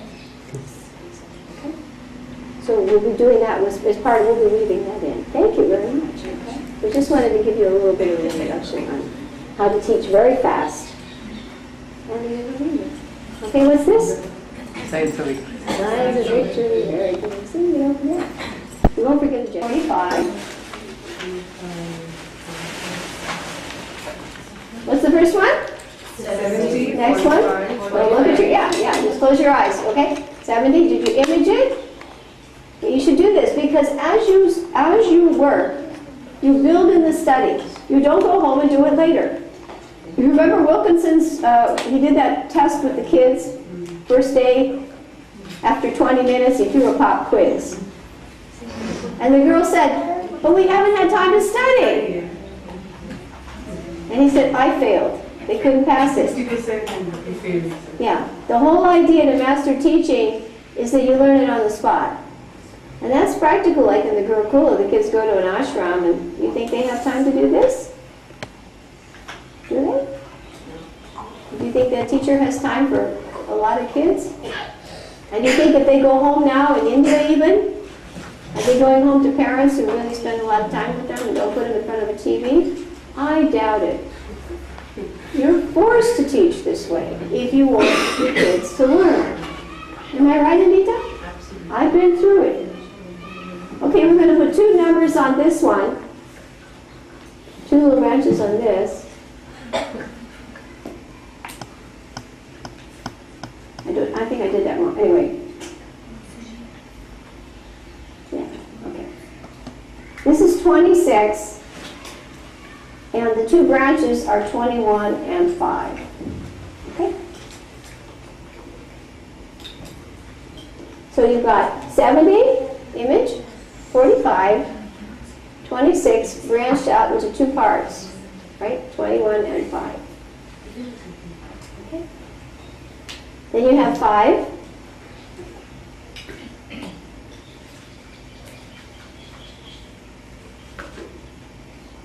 And then you have 4. I think that's some other numbers. I think we can do with that for starters. Okay?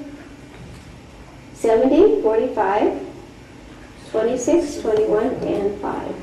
Now these kinds of numerical analyses help us when we're studying.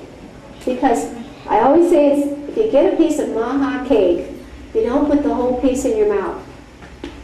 It won't fit. You break it down. Even if you're super greedy, it won't fit. Unless somebody gave you a little piece. Big piece of maha cake. Doesn't work. You have to break it down. Because when you break something down, it's into digestible pieces. So learning is the same way. When you break it down, the pieces are digestible. And they're easy to, otherwise what happens? Stomach indigestion, you get sick. And you will never eat a piece of maha cake again. Not possible. Okay, so this is very important. Even though it looks a little boring. Right? It's not really, it's practical. Practical. Okay. 70 phonograms to learn. 70 phonograms. 70 phonograms, right? How many of you here have learned the phonograms? Anybody? You know the phonograms. The phonograms. Anybody else? Anita knows them. You know all 70, Anita? No, you will. I guarantee. I can do it in an hour with an adult. Yeah. And with a kid, 3-year-old, I've done it in 10 days. And it's a breakthrough. You saw that little boy, Mike? Fat cat. She went on your tongue. And everybody says, it's too complicated. Oh, it's too hard for them to learn that. Every parent I ever had said, my kid can't learn that. Every teacher we talked to, it's too complicated. Okay, what's your alternative? 5 years or something that may not work. Okay. 70 phonograms we have to learn, but it's not that tough. In English, there are 45 sounds. 45 sounds. They are represented in 70, there are some additional rare phonograms, but generally there are 70 different ways to represent 45 sounds. So remember, we're doing the analysis of the language. Who can guess what 26 stands for? Alphabet. And the breakdown? And? Brilliant. Fabulous. Okay, so we have 70 representations for 45 sounds, 26 letters in the alphabet, 21 consonants, and 5 vowels. Okay, that's the breakdown. It's nothing so difficult. I mean, God, we send kids off. Parents will send their kids off to learn Bharatanatyam. Now, what could be more complicated than all those steps? And the kids do it. Yet we can't teach them this. And it's a breakthrough for their life. I can't. Or we teach them to, play a musical instrument, and they have to read notes and memorize that. This is easier than that. It's easier than that. My mind just, I just get boggled when I hear, oh, it's too complicated. Well, it's not complicated. You'll see. You're going to be able to learn your 70 phonograms. You just have to know how to go about it, that's all. Yes, the book looks threatening, I admit. It's dry, white pages, no pictures. I think, oh God, looks like, the law books for, the early Victorian era or something like that. But when you know how to break a book down, analyze it, you can tackle anything. There are 5 different spellings for the sound er. For the sound? Er. 5 different spellings for er. Now see, these ladies are keen on it. Now they're participating because they have also come to learn the spelling system. This is wonderful for ESL. Chandrika, who was head of the Gurukula when I joined, studied under Spalding herself. And that's how I first came into contact with this. But over the years, I had to devise my own methods of speeding it up. It's still fast. But being an art type person, I try to add color and other teaching methods and then everything you do, you should figure every time I teach it, to make my teaching alive, it should be better and more efficient. Every time I teach. Otherwise, it's going to be the same class for the next 50 years. You saw that in Wilkinson's first chapter. The same class, 50 years. No. How do I stay alive in teaching? Every time I teach, I try to teach it better and more effectively. Otherwise, what's the motivation? By the 3rd time, you're burned out. Well, I better try another department. Maybe I'll go to the sewing room. Okay? And the 4, twins. This is 5 ers, 5 spellings for and 4 twins. What are the twins?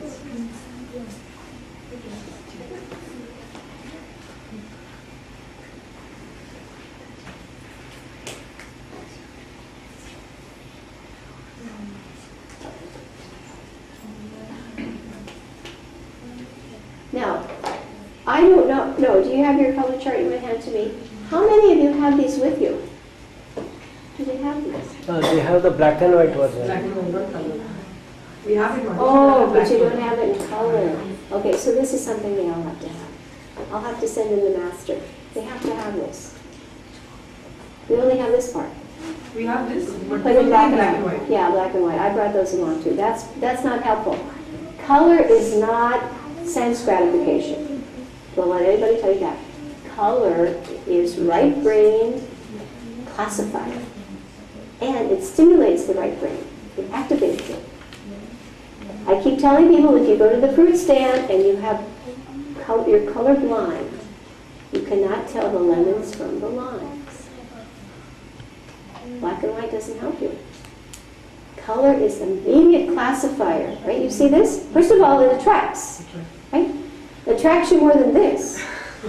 You look at this, you say, it's too complicated. But you look at this, what is it? Right? Colorful. Pictures. Okay. Anything that's yellow is a consonant. Anything that's red is the vowel, the heart. Anything that's blue, 5 of them, 5 spellings for her.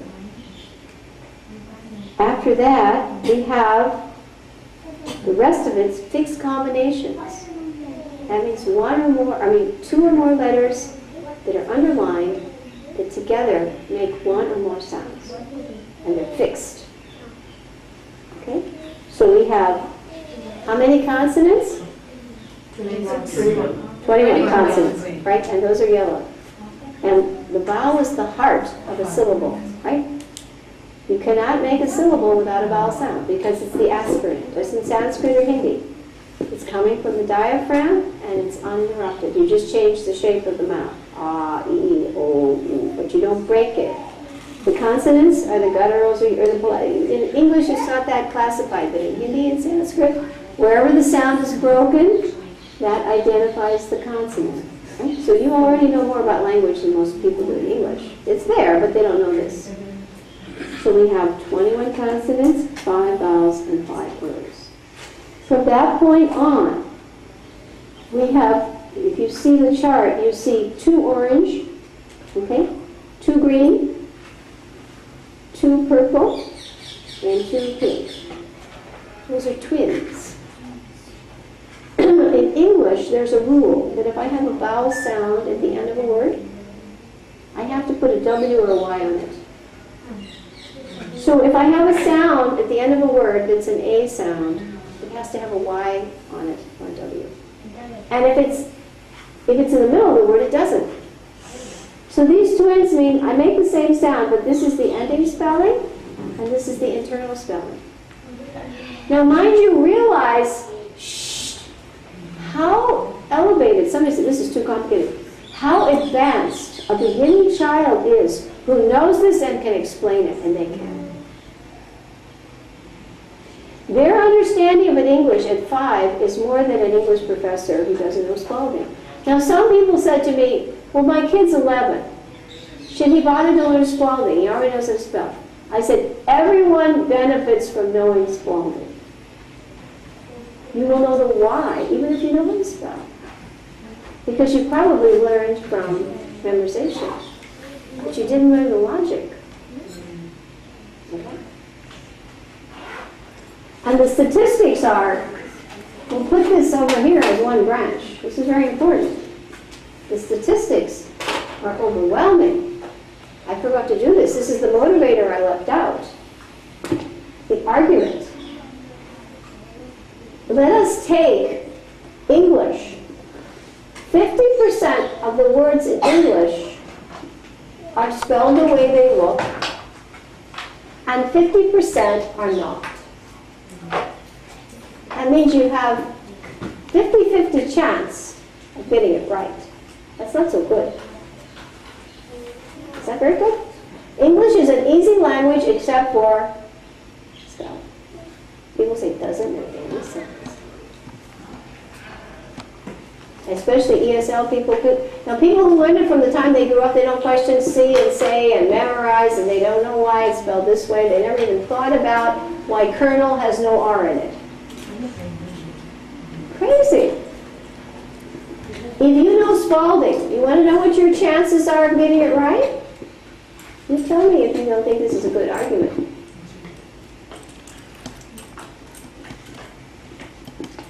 What would you rather have? 50-50 chance or 93-7? 70. Of course. The odds go up tremendously. Don't think that little boy, the fat cat, went to Bhagavatam just by accident. 50-50 versus 93-7. 7% are still mavericks. They don't even fit the Spalding. But she codified it and she figured out what are the patterns. And she used research to do it. All these systems, Betty Edwards, Romualda Spalding, Tony Buzan, Wilkinson, they all worked with researchers. They didn't speculate. Scientific backup for what they do. Here's the other one. Let's just say you have a first grader in school, right? You have them over at the Gurukula, right? See and say. A first grader at the end of the first year can decode 1,500 words. You want to know what a first grader can do after Spalding? You ready? Hold on to your seat.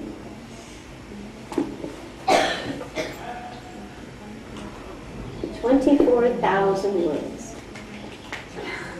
First grader can decode 24,000 words after the first year of Spalding. Anyone who doesn't know this system is unfortunate. Unfortunate. What else can I say? This is statistical fact. I have seen it, it's documented, others have done it, I have experienced it. My first private student started at the age of 3 years, 4 months. She was with me only 4 months. Her mother learned it. I'm not saying you don't need me. I'm just the starter. After 4 months, she kept it up with her child. At the MBT, the kid was decoding the menu after 4 months. She entered Pathway School in Gurgaon, very, very prestigious, high-priced school for rich kids. Tested at age 5. What was her grade level of reading? Upper 5th grade. And went on to it. Upper 5th grade. Now she's in a top school in England. Writes poetry, literature. She just reads Bhagavatam in a flash. Just nobody pressured her, nobody harassed her, the system works. Anyone who doesn't know Spalding is unfortunate. There are children who go through school for 5 years and still don't know how to. And it's specifically designed for ESL, dyslexics, slow learners. It was designed for children who have no problems. What to speak with kids who are great? They'd fly. Convinced? You want to know it? All right, good. So these are the statistics, these are the numbers. How's our time? We have 10 minutes. 10 minutes, all right. Do you have your black and white sheets with you? Can you pull them out? And then I will send mine out. Everybody's got to get a lamination. I had a chart and gave it away to a person who didn't. Yeah, she will make the final one.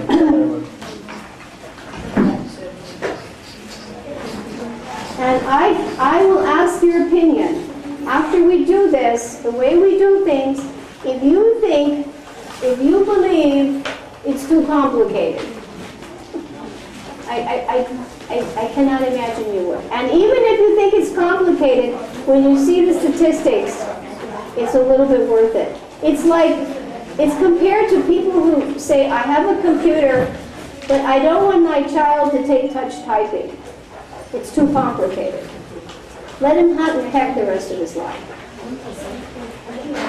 A little endeavor, and he's flying. It's the same thing. You don't give him a computer and fail to teach him touch typing, right? He'll be going like this. He's crippled. He's crippled. Okay? You all got your black and white things down? Can I use yours? Is okay?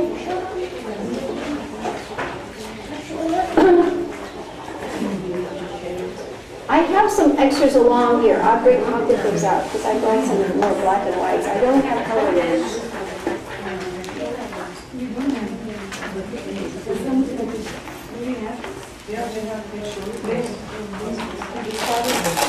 The back side.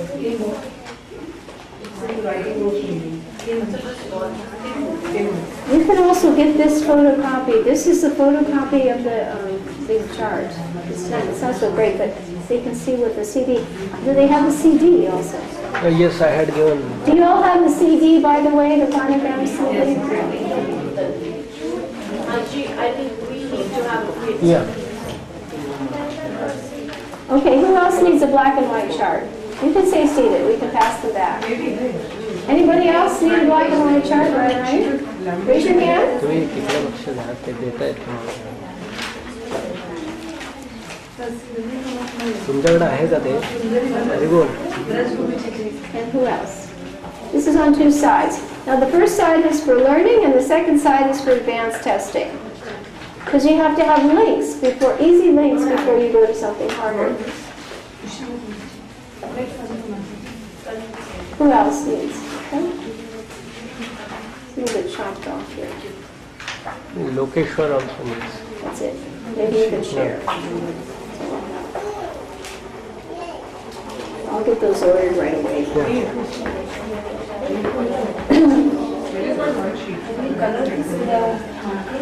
Okay, now in black and white it's really hard because, you know, the printing is bad, but it was just something I did all kinds of versions. Are we ready? Okay, let us get going.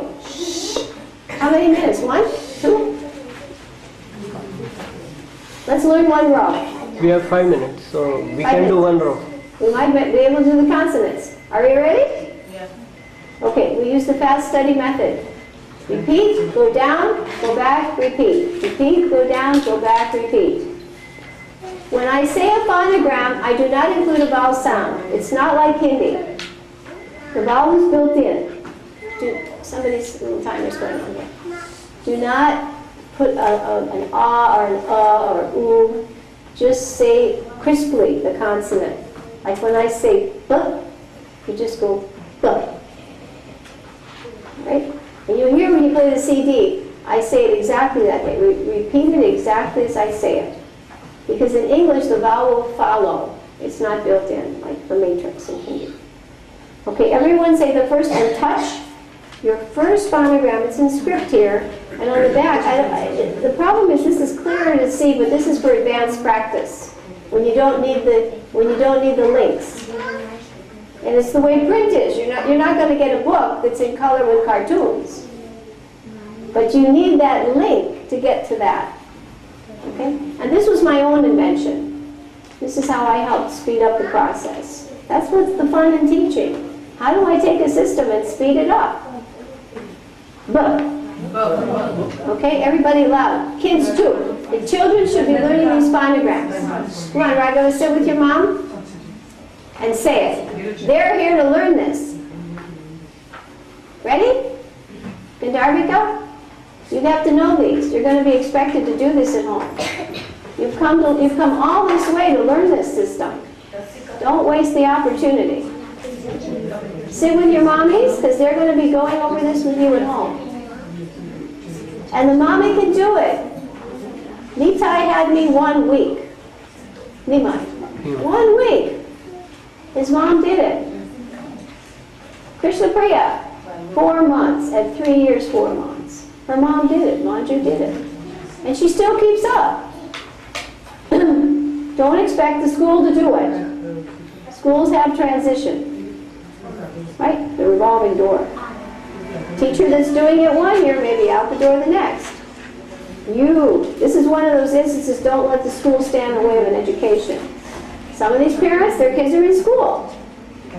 Manju sent her kid to school. But she never dropped the spalding.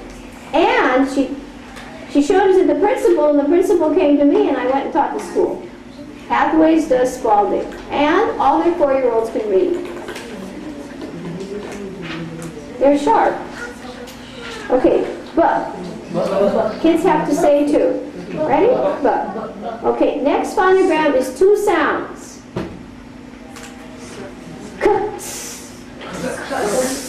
Okay, what's the first one? Next one? All right, third phonogram. D. Let's go back to the top. B. D. Next phonogram. Mind you, no ah, no a, no I. It's like blowing out a candle. B.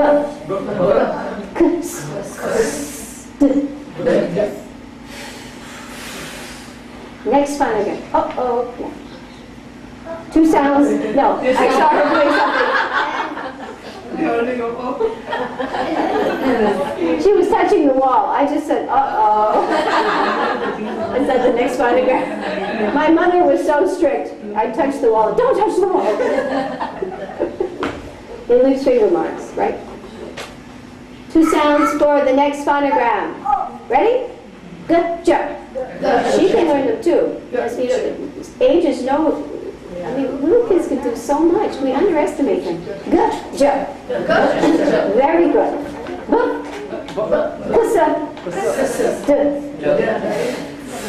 Good job. Very good. Like when you're tired. Go back to the top.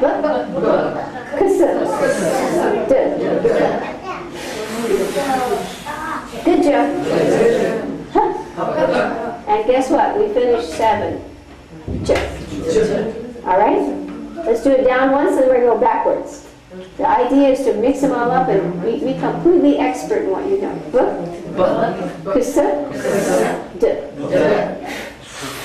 Good job. Okay, let's go in reverse. Good job.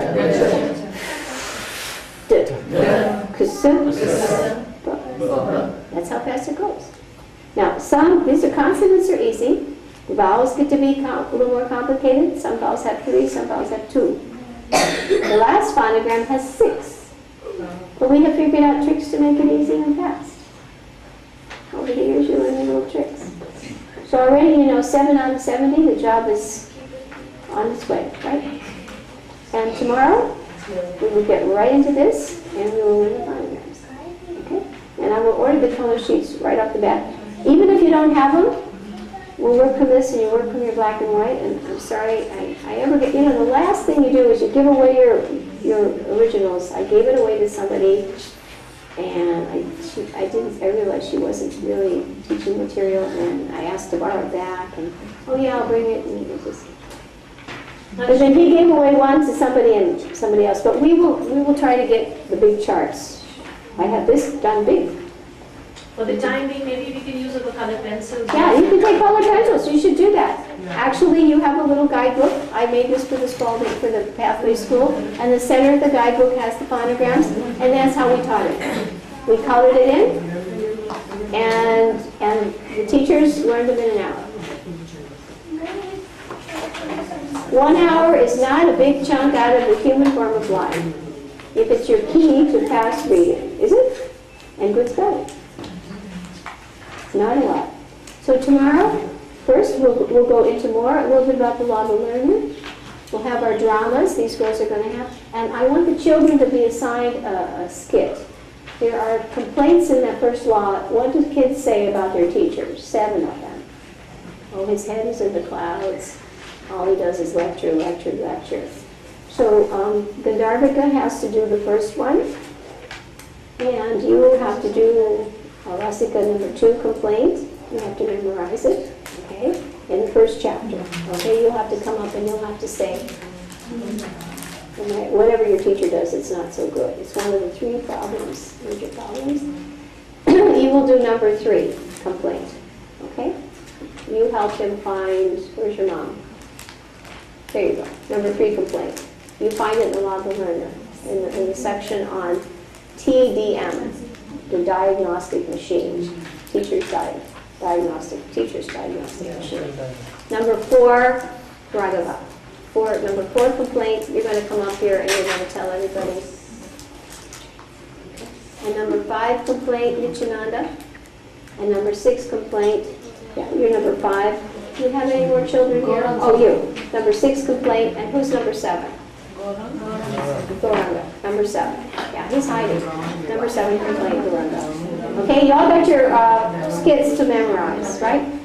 You treat the people who are doing the style-oriented, student-oriented, and subject-oriented. They're going to come up and they're going to try to act out an appropriate thing.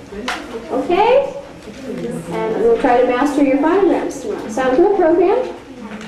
Thank you so much. Hare Krishna. He's going to have a little bit